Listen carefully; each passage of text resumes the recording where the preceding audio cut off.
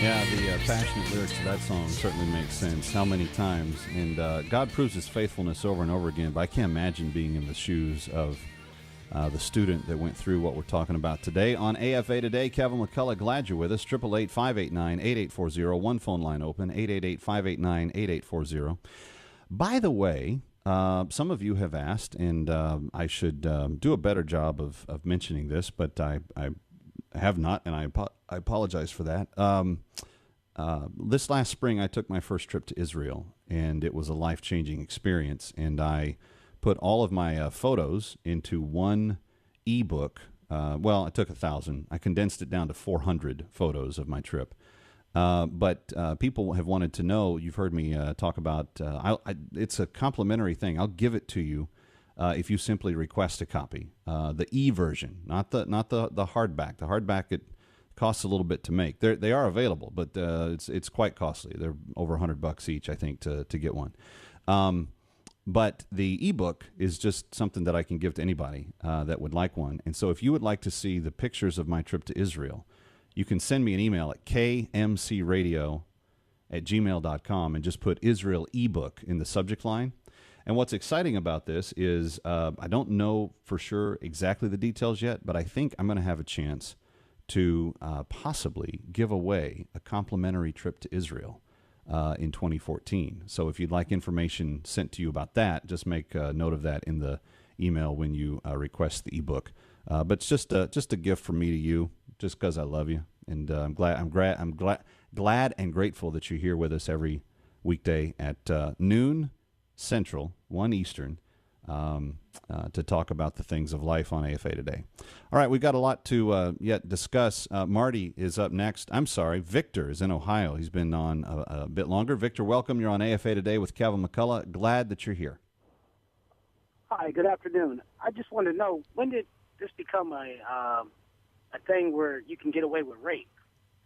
Because that's what it was rape. And, yeah. And what I'm starting to see, and I said this a long time ago to a friend of mine, I said, we're letting all these homosexual rights come aboard from state to state. We're letting them get married. Next, it's going to be pedophilia. They're going to say, hey, I'm a pedophile and I want rights. And they're going to accumulate a lot of money, and they're going to get those rights. Then where do we stand? This is Sodom and Gomorrah, I'm telling you. I didn't use those terms, Victor, but at the top of the show I said I don't know of a news story today that illustrates the dire spiritual need that we're in this one. I mean, there's everything that's wrong with modern culture is present. The point that academia is so passive about morality, the fact that you have the elite educated group of people within the town looking down on the townsfolk, saying you guys are a bunch of idiots. You don't know what you don't know what you're saying. You're being bigots, hateful. And the fact that the kid's family's house got torched because they were supportive of dismissing the teachers that supported the pedophile. I mean, it doesn't get crazier than that. Bottom line, 888-589-8840, 888-589-8840. Now let's talk to Marty in Oklahoma. Hi, Marty. Thanks for your patience. You're on AFA Today with Kevin McCullough. How you doing, sir? Good. Thanks for being here. Yeah. Hey, I just got a couple questions. How old was the child in question? He was in 8th grade. 8th grade. Okay. Well, I guess one of my biggest concerns is it sickens me, like you said, down to the bottom of my soul. It's a terrible act. It's a terrible thing. But as an 8th grade kid, if this molestation happened one time, why didn't he come out and say something right away? Why did it happen 10 times? I mean, 10 times over that period of a time, that's where I think these 6 teachers might be raising a question of the morality of, well, if this is outright rape and molestation and totally, why didn't this 8th grade kid, 8th grade now, you could be able to go and say, hey, principal, hey, mom, this teacher did this to me today and it was terrible. I don't understand that fact of it. Secondly, in the communities all over the world, you've got churches and communities that have pastors commit this same heinous crime against young children, And a lot of times it's swept under the rug, and this pastor or priest gets transferred out of the church and goes to another church. And so where do these people in these communities get off letting pastors and priests and get away with it with children? I mean, where's their morality in the situation? And these people don't go to prison. They get to go on with their lives and go to another place and sometimes do it again. I guess that my point is that it's sickening. It's sickening, but when is it going to stop? Where is it going to stop? And again, for 10 times for that 8th grade child, it raises the question in my eye, where was his morality at? And so you're blaming the victim, Marty. No, I'm not blaming the victim. I'm you asking are. the victim You are. why he did not. The first time, no, Marty, no, you're blaming the victim. The first time you put it on the teacher, but then the other 9 times you're saying the kid was into it, so he shouldn't. So that this teacher should be let off. That's what you're implying. This nasty thing has happened to me. I mean, I could see if he was 5 years old or 6 years old or 7 Marty, years old. Marty, you're blaming the victim. No, I'm asking a simple question.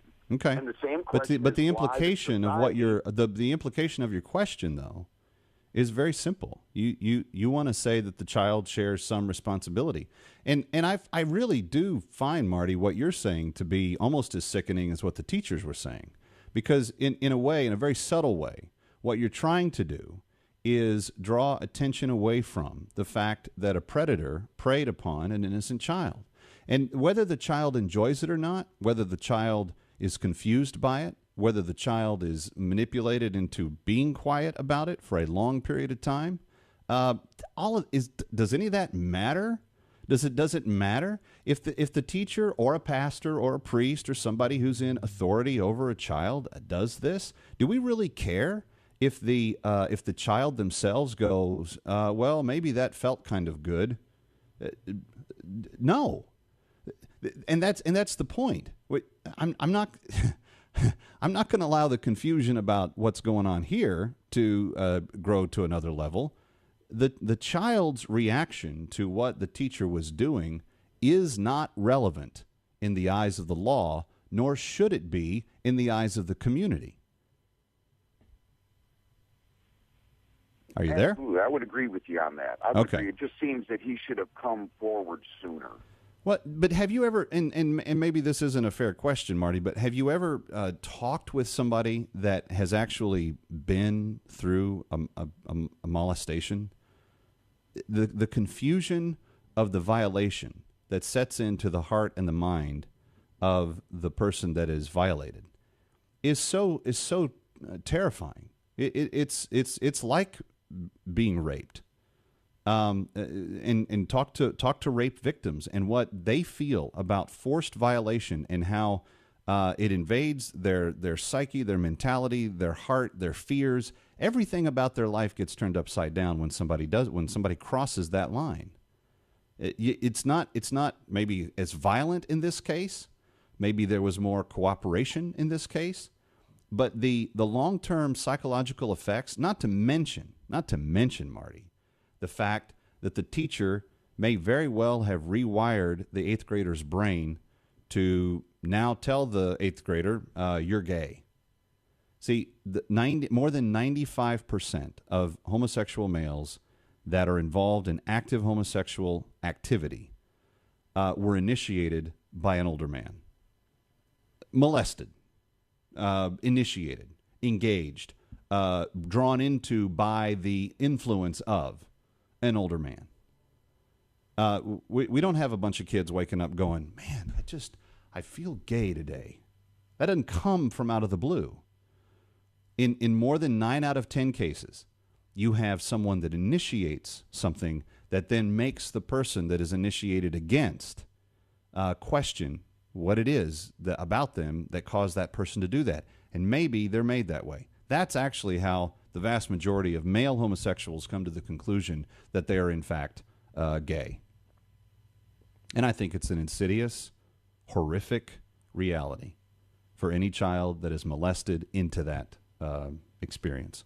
Let's go to Sherry. I don't know where Sherry is calling us from. She's calling from a mysterious place. But Sherry, welcome. You're on AFA Today with Kevin McCullough. So glad that you're here. Hey, Kevin. Hey, thanks for taking my call. Oh, my gosh, I have so much I want to speak to, but I'm going to get to the very heart of what I wanted to call about. Sure. I think, and I think you would agree with me, that bottom line, the other teachers that went to bat for this, I'll call it a pedophile, were in a misguided attempt to lower the bar of accountability in their school and for teachers in general. And I just think that's what it is. They saw, oh, my gosh, this man is being held accountable, and we need to bring this down because I know I did this over here, and I don't want to be held accountable for that. Or if I do this over here, I don't want to be held accountable for that. I mean, I think it all has to do with that. And I think it's coming from the top down in our country. And I think that the bar has been way lowered, and everyone else is just following suit. I think you're onto something there, Sherry, and I appreciate your conciseness and the way you think. I would call you a binge thinker. She's someone who thinks through the issue quite clearly. Stan in Tennessee, welcome. You're on AFA Today with Kevin McCullough. Glad you're with us. Stan in Tennessee, are you there? Yes, sir. I'm here. Thank you for having me on. Sure thing. I just got two quick things to say.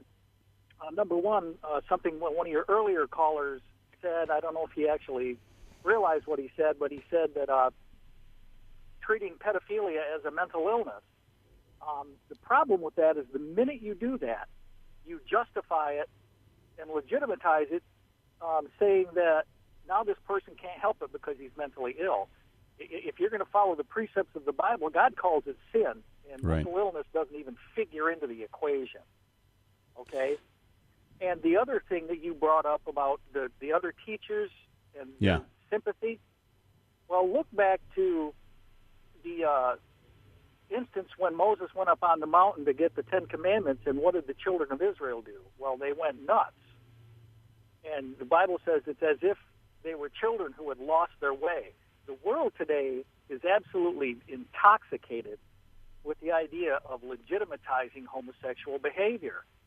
And they will justify even something as warped as pedophilia, which, by the way, regardless of whether you agree with homosexuality or not, molesting a child is against the law. The guy broke the law, and he needs to be punished. Yeah, see, this is why this story is such a microcosm of the American culture, because we are in our attempt to try to redefine all things moral, we're even now arguing for many things unethical or illegal, and that's the view of the enlightened, educated wine and cheese crew. And I'm sure that these teachers, that we're teachers, we're educated, we have master's degrees, we're the smart people in this little town in northern Michigan. How dare you defy us? We're the smartest people in the town, and it's that kind of haughty, self-built up, self-importance that leads to the vain thinking. Great word from the King James Bible that you don't hear used anymore. But that vanity of thought, that self-importance, it deceives. It is a great deception.